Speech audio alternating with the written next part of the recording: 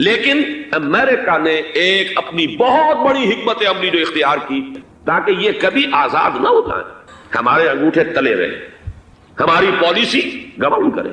یہ استعمار پنجاب کا نوجوان، پنجاب کا مسلمان سپاہی بھی جا کر ایلن بی کو قبضہ دلوانے کے اندر اور بغداد پر قبضہ کرانے میں اس کے تعاون کیا، اس کی مدد کی۔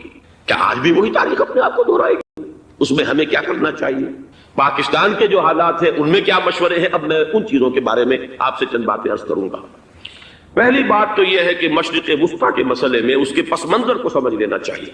ہمارے بہت سے احباب جو ہے وہ فوری طور پر وقتی صورتوں کو، جیسے کہ حالات و واقعات ہوتے ہیں، صرف انہی کے اعتبار سے رائے قائم کرتے ہیں۔ چیزوں کا پس منظر جو ہے نگاہوں کے سامنے رہنا چاہیے۔ اس صدی کا ایک مختصر سا نقشہ ذہن میں رکھیے۔ السلام علیکم فرینڈز، آخر کار ڈاکٹر اسرار احمد کی جانب سے پاکستان کے آرمی چیف کے متعلق کیا پیشن گوئی کی گئی، اور جو کہ 40 سال پہلے کی پیشن گوئی آج آخر کار لفظ با لفظ سچ ثابت ہو گئی۔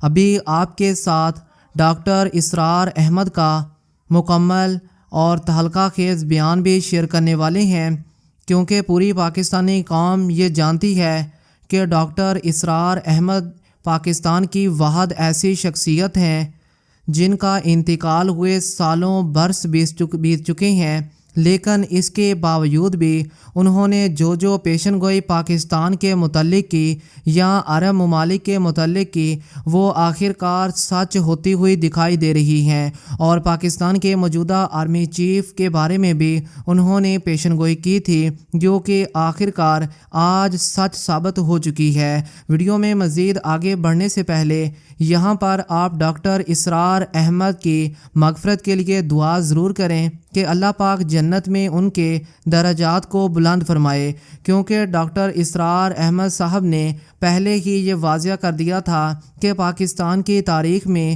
ایک ایسا آرمی چیف آئے گا، اور ان کی زندگی کے بارے میں کہ انہوں نے ساری ہی پیشن گوئی کر رکھی ہے، اور جن میں سے آدھی سے زیادہ پیشن گوئی سچ ثابت ہو چکی ہے، اور بقیہ پیشن گوئی بھی آپ آنے والے وقت میں سچ ہوتی ہوئی دیکھیں گے۔ اور پاکستان کے موجودہ حالات کے بارے میں بھی انہوں نے پہلے ہی واضح کر رکھا تھا، اور کیا تاریخ ایک بار پھر سے خود کو دہرانے والی ہے، اور پاکستان کے اس وقت جو حالات ہیں ان کے بارے میں بھی ان کی پیشن گوئیاں سچ ثابت ہو چکی ہیں۔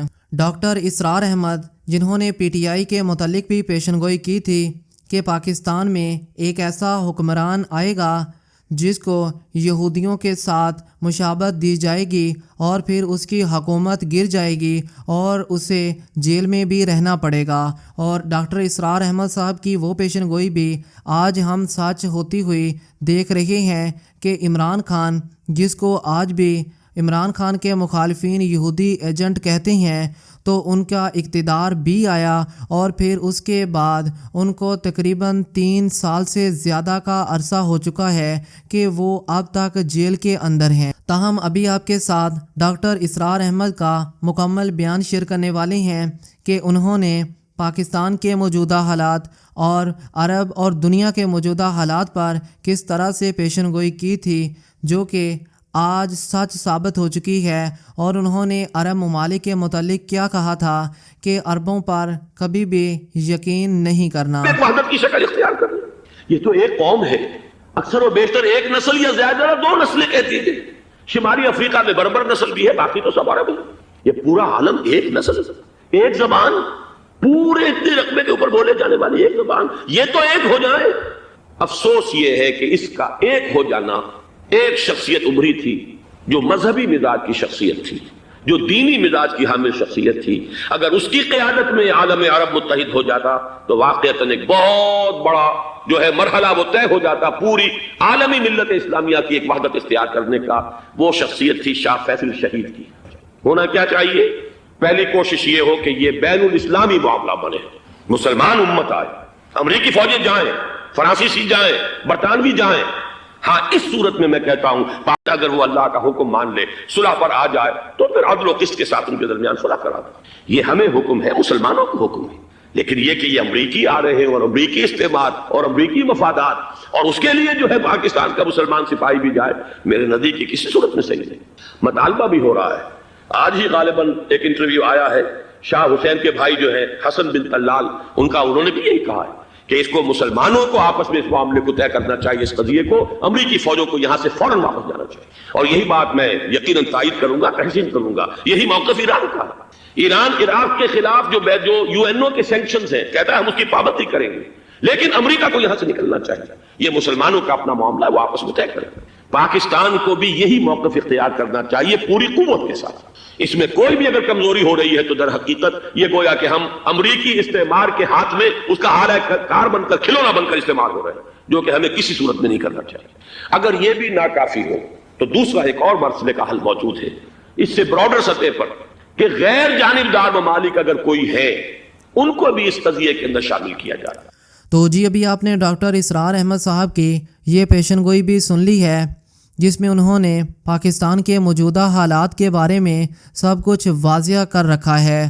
اور ڈاکٹر اسرار احمد کی پیشن گوئی کے بعد ہی اب ایک اور بات کلیئر ہو چکی ہے کہ پاکستان ہی وہ ملک ہے جو کہ اللہ پاک جس کو حضرت مسیح کی مدد کے لیے بھیجیں گے اور فوجیں بھی یہاں سے ہی نکلیں گی. تاہم دوسری جانب آپ کو آج کی بڑی خبر سے بھی آگاہ کرتے چلیں کہ عمران خان صاحب کے حوالے سے بھی آج بڑی اناؤنسمنٹ ہے. اور ایک تو پی ٹی آئی کی جانب سے عمران خان صاحب کی بہن علیمہ خان صاحبہ کچھ دیر میں میڈیا ٹاک کریں گی، جس میں وہ عمران خان صاحب کے متعلق کچھ بڑی اناؤنسمنٹ کریں گی، بڑی خوشخبری بھی سنائیں گی.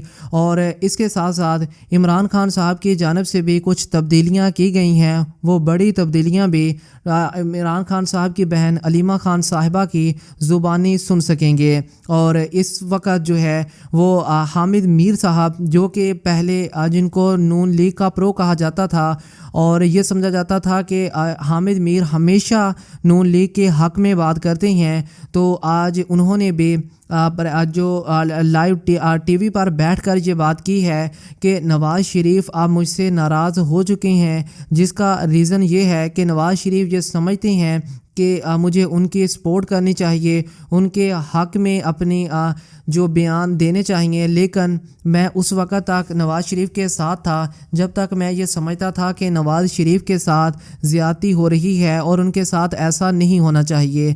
لیکن اب مجھے یہ لگتا ہے کہ عمران خان صاحب کے ساتھ زیادتی ہو رہی ہے، تو اس لیے میں عمران خان کے ساتھ ہوں. لیکن اصل میں نہ تو عمران خان کو سپورٹ کرتا ہوں، نہ ہی نواز شریف کو، اور نہ ہی زرداری کو. میں تو صرف فیکٹس دیکھتا ہوں اور اس پر جو بھی میری رائے بنتی ہے میں وہ اس فیکٹس کے حساب سے ہی اپنی رائے قائم کرتا ہوں. تاہم آپ کمنٹ باکس میں عمران خان صاحب کے متعلق ایک اچھا سا جملہ ضرور لکھیے گا. اور اگر آپ عمران خان صاحب کی رہائی چاہتے ہیں تو کمنٹ باکس میں ریلیز عمران خان بھی لازمی سے لکھ دیجیے.